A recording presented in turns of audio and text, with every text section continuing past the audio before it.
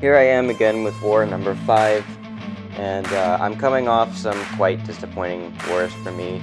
I died a bit in both wars 3 and 4, and so I'm definitely in a lack of confidence right now, but I've been preparing a lot to try to recover some of the confidence that I've lost, and I've given up trying to plan my own paths and stuff. I've been taking advice from other people on how to do it, because I think part of that was just not working for me. I was just messing up with some of the decision making, because I'm not a planner for a reason, and so I definitely think I'm in better shape getting other people to try to tell me how to take the paths. And so we're starting off with path 7, and we'll take this Absman here, and this fight was a lot scarier than I thought, because I thought, hey, I can just petrify this guy to death with, petrifies giving the heal reversal. But I forgot about the part that I'd be placing a heal block on him at all times, meaning that he can't even heal for me to reverse it. So now I've got to change my entire rotation and go for the Fury rotation to kill this guy, which I wasn't planning on originally, which, I should have thought about it better. But it's if we play right, we're fine. It's just really scary because Absman hits your block, it hurts, especially mainly in Uru form. Like in Magma form, it's really not that big a deal, but this guy hurts if you get tapped into the block. So we're just gonna not get tapped into the block and get our dexes on point. And I should have heavy countered there, but I'm gonna heavy counter this one at least. And we're gonna throw our SP2 with 8 Furies, and it's going to bring him to 4%, and then he goes for another SP1 there that I was trying to anti-bait, but whatever. Gotta dex these a few more times, but now he's dead, so definitely didn't go according to plan, but it worked, and we finished at relatively high health, so I'll take it. Now, Lady Deathstrike finally joining the war team, and I've been wanting to do this for a while now. And I'm really happy with how this fight went. This fight actually was kind of ridiculous. It went so well, and you're going to see right here that Lady Deathstrike is just the ultimate weapon X counter. Like, it's not even close. She's just so good for this guy.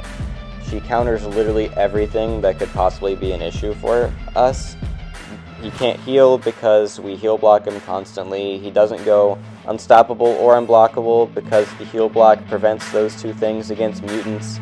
So the only thing that's annoying is the stun immunity, but, we're fine. It's not that big a deal at all. We just keep our heal block up, and this guy just gets flushed right down the toilet. We throw this SP2 here. It hits really hard, and we got so many ruptures ticking for us, so that was utter annihilation. I'm so happy with that fight. That's probably going to be the title of the video, is Lady Deathstrike going to war, which, unfortunately, that's my only fight for her. I did want to take more, but that's all I could get. But, that fight went so well that it almost warrants a title, so I'm cool with that. I don't really know what else the title of this video would be, something that would actually get people to click on it. I have no idea. Yes, I'm openly admitting to try and find clickbait. It's just what YouTubers do. And so we're taking this Mysterio now, and this fight, just play as well as you can. It's the only thing you can do for this fight. Obviously, you don't really want to use anti-venom for Mysterio in general, but with Decay, we can bait SP1, and it's not a big deal. Speaking of baiting SP1, you're going to see how long it took for me to get him to throw the SP1. Quite an impressive amount of time, if I do say so myself. Mysterio really felt like holding it, and there goes my indestructible boost getting caught in a dash back. So, oh yeah, he didn't want to throw SP1, so we just let him punch us to SP2, and that made him throw it immediately. So that's great. Now he's unstoppable, and probably should have went for Decelerates in this fight instead of Withers. Oh yeah, we take a combo there. Oh yeah, and we eat a heavy there. That crits, in fact, so we can't even heal it. At this point, I was having an actual panic attack because he was at 82% and I was at 20%. But we're going to recover this fight magically. I played really well on the second half of this fight, and you're going to see that we are going to recover quite a bit. Is it going to be enough? You'll see, but we get some willpower from that power drain. The striker can't miss, so we can do that.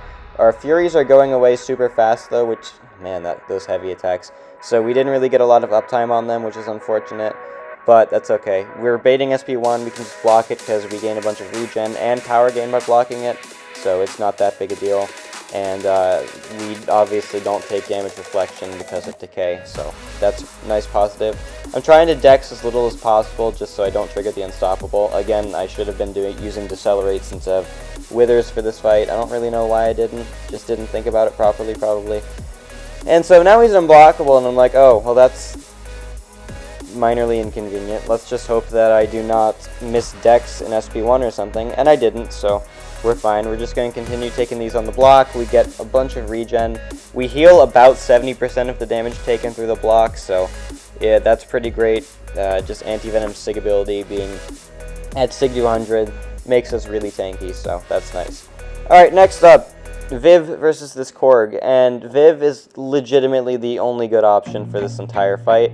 And I did not want to take her to this war because it's just for this one Korg, but here we are, and yeah, so the reason we need Viv here is because she is Nullify immune, and we need some Nullify immune so Buffet doesn't make this fight last like the full 5 minutes and cause maybe a timeout. Because I really don't have options for this guy that wouldn't get bullied by Buffet. Like, I could use Danny Moonstar, Captain Britain, Jubilee, all of them would just eat Buffet food and it wouldn't really work. So I ended up going with Viv because, you know, Nullify immune, like I said. There are obviously no good science champs for this fight because it's friggin' Korg, so what are you going to do about it? Titania's banned, so I couldn't even do that if I wanted to.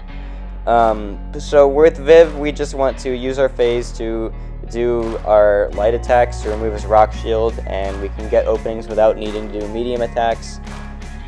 So we don't have to worry about taking rock damage. I don't know what it's called, but either way, we did our SP3 because I knew this fight was going to be a long fight. He's got the energy resistance stat focus too, so that makes it even more annoying. But we went for SP3 for that Fury, and now we have our SP2, so now we just need to remove this guy's rock shield and then use our SP1 to lights out. So yeah, you can see that this SP1 really just doesn't do as much damage as it normally would because of that energy resistance stat focus definitely helping out a lot, and you know, Viv without class advantage is nothing too crazy, but she still does a good job here. I should have waited for the rock shield to come back before I threw that SP1 there because, you know, I lost out on some damage. But it's not that big a deal. We're going to kill him with another SP1, or not kill him, but get close. And so now we just need to find a way to 5-hit combo this guy to death, which it's not that big a deal. We have our Fury and stuff, so he's going to die pretty fast, and we just go for another SP1 and it does the job. So pretty easy fight. It just takes a little while. Not that big a deal.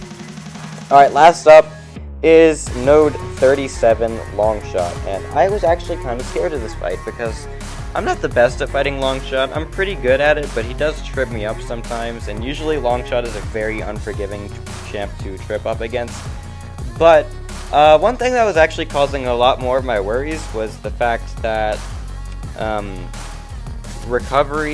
enhanced recovery didn't work the way I thought it would. I thought that, okay, so if he has 100% extra healing, then my Petrify would only do 40% of that 200%. So, like, what I'm trying to say is, like, I was thinking that, okay, he has 200% healing, my Petrify would only knock off 40%, so he'd still have 160% healing. It doesn't actually work that way. It's just, the healing effects are basically doubled, it's just not a percent increase. So, our Withers and Petrifies just work normally. And, oh yeah, I forgot to tell some funny thing about this fight. I was doing this fight with Bluetooth earbuds in, which I never ever do, and I never play with sounds on, but for this one fight I was. And because of the Bluetooth being, like, delayed by half a second, it threw off my combos so much because for some reason I was playing with my ears and not my eyes. And I threw 2 SP1s into his block, which luckily, dude, he didn't punish those.